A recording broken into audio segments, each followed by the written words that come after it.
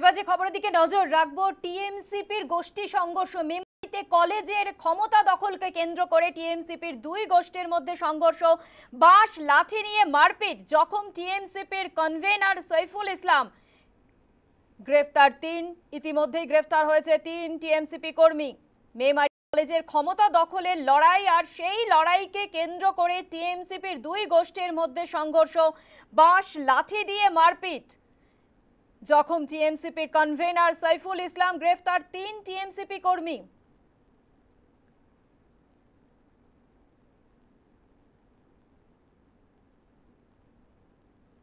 এবং রীতিমধ্যেই তাদের, আপনারা দেখতে পাচ্ছেন সেই ছবি, তাদেরকে তুলে নিয়ে যাওয়া হচ্ছে। গ্রেপ্তার করা হয়েছে ৩ টিএমসিপি কর্মীর।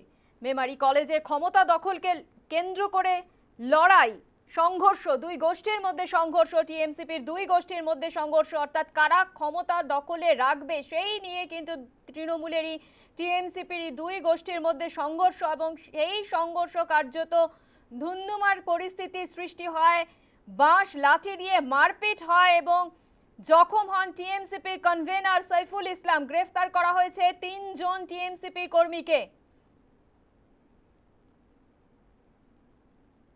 মেমারি কলেজের ঘটনা। মেমারি কলেজে ক্ষমতার দখলে কে রাখবে, অর্থাৎ ক্ষমতার দখল কারা রাখবে সেই নিয়ে দুই গোষ্ঠীর মধ্যে সংঘর্ষ, বাঁশ লাঠি দিয়ে মারপিট, রীতিমতো ধুন্ধুমার পরিস্থিতি সৃষ্টি হয় এবং ইতিমধ্যেই যেটা জানা গিয়েছে ৩ জন টিএমসিপি কর্মী, তাদেরকে গ্রেফতার করা হয়েছে।